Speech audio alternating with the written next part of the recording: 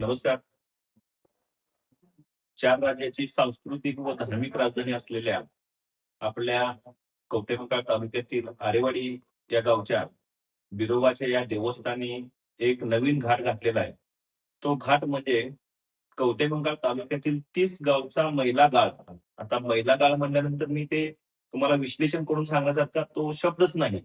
म्हणजे सगळ्या कवठेमंकाळ तालुक्यातील एकदम घाण सगळी ह्या बिरोबासारख्या पवित्र आणि धार्मिक ठिकाणी आणून त्याच्यावरती प्रक्रिया करण्याचा घाट काही लोकप्रतिनिधींनी घातलेला आहे. त्या गोष्टीचा निषेध म्हणून मी आज तुमच्याशी समोर आहे. मुळात आरेवाडी हे पवित्र ठिकाण ते आमच्या बहुजनांसाठी फक्त कवठेमंकाळ तालुक्यातील नव्हे तर 4 राज्यातील लाखो भक्त भाविकांचं आमचं श्रद्धास्थान आहे. त्या श्रद्धास्थानाला कुठेतरी ठेच पोहोचवण्यासाठी काही नीच प्रवृत्तीच्या लोकप्रतिनिधींनी हा नवीन घाट घातलेला आहे. तो घाट आपण उधळून लावायचा आहे. त्यासाठी माझी तुम्हा सर्व बिरोबा भक्तांना विनंती आहे की ही जी प्रवृत्ती जी नवीन फोफावत आहे त्या प्रवृत्तीला कुठेतरी ठेचलं पाहिजे. यासाठी आपण एकत्र आलं पाहिजे. त्याची जनजागृती झाली पाहिजे. मुळात 30 गावचा महिला प्रकल्प आणण्याची आयडिया कोणाची आहे, ते डोकं कोणाचं आहे, हे सुद्धा तपासणं गरजेचं आहे. एवढंच जर तुम्हाला विकास करायचा आहे तर माझं ह्या तालुक्यातील लोकप्रतिनिधीला सांगणं आहे की तुम्ही तुमच्या गावात तो प्रकल्प घेऊन जावा. आम्ही बिरोबा भक्त म्हणून आमच्या वैयक्तिक देणगीतून तुमच्या गावी अंजनी गावी असलेल्या त्या ठिकाणी तुम्ही प्रकल्प करा.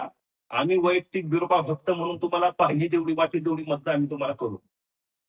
मुळात आरेवाडी हे क्षेत्र आल्हाददायक आणि अतिशय मनाला प्रसन्न करणारं असं क्षेत्र आहे. त्या ठिकाणी जर तुम्ही महिला गाळ प्रक्रिया केंद्र जर उभा केलं तर त्या ठिकाणी होणारा आरोग्यावरती परिणाम, तसेच बिरोबा भक्तांच्या लोकभावना मनभावना असतील त्या धार्मिक भावना दुखावण्याचा परिणाम सुद्धा ह्या ठिकाणी होणार आहे. त्यामुळं ह्या बिरोबा भक्तांनी एकत्र येऊन ह्या महिला प्रकल्प आहे तो उधळून लावण्याची गरज आहे. त्याचबरोबर आरेवाडी सारख्या ठिकाणी विविध विकास कामं करण्यासारखी भरपूर संधी आहे. मुळात त्या ठिकाणी असलेल्या आमच्या ठिकाणी जे काही आम्ही त्या ठिकाणी बिरोबाला बोकड कापतोय, तो बोकड जे कापतोय त्यातून होणारे जे काही त्याचं राहिलेले अवशेष आहेत ते अवशेष एकत्र करून त्या ठिकाणी एखादी नवीन इमारत झाली पाहिजे. त्यासाठी प्रयत्न होणे गरजेचं आहे. ते बोकड जे कापण्याचं ठिकाण आहे ते एका कोपऱ्यात होऊन त्या ठिकाणी नवीन ज्या काही आधुनिक मशिनरी आहेत त्या मशिनरी तिथे एकत्र आल्या पाहिजेत, तिथं आणल्या पाहिजेत व त्यातून जो काही दुर्गंधी पसरणारा भाग आहे तो त्या ठिकाणी प्रक्रिया करून जेणेकरून त्या आरेवाडी ठिकाणी दुर्गंधी सुटणार नाही यासाठी विशेष प्रयत्न होणं गरजेचं आहे.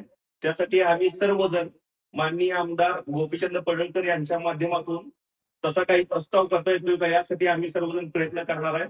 जेणेकरून एक स्वतंत्र इमारत आणि जे काही मटेरियल राहते बोकड कापल्यानंतर दुर्गंधी सुटणार ते त्याच्यावरती प्रक्रिया करणार एखादं नवीन आधुनिक अत्याधुनिक मशीन असं आपल्याला तिथं आणता येईल का यासाठी आम्ही सर्वजण माननीय आमदार गोपीचंद पडळकर यांच्याकडे पाठपुरावा करणार आहे. ते सुद्धा लवकरात लवकर आम्ही आणण्याचा प्रयत्न करू.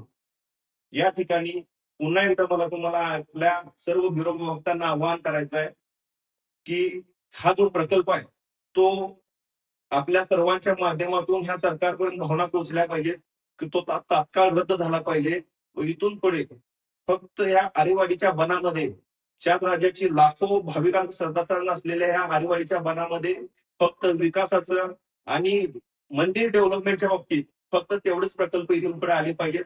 फक्त असं झालं नाही पाहिजे की दिसले मोकळी जागा त्यात काहीतरी प्रकल्प करा आणि लोकांच्या भावना दुखवा असा प्रकल्प इथून पुढे ह्या कवठेमंकाळ तालुक्यामध्ये होऊ देणार नाही याची काळजी आम्ही सर्व बिरोबा भक्त इथून पुढे 100% घेऊ. नमस्कार.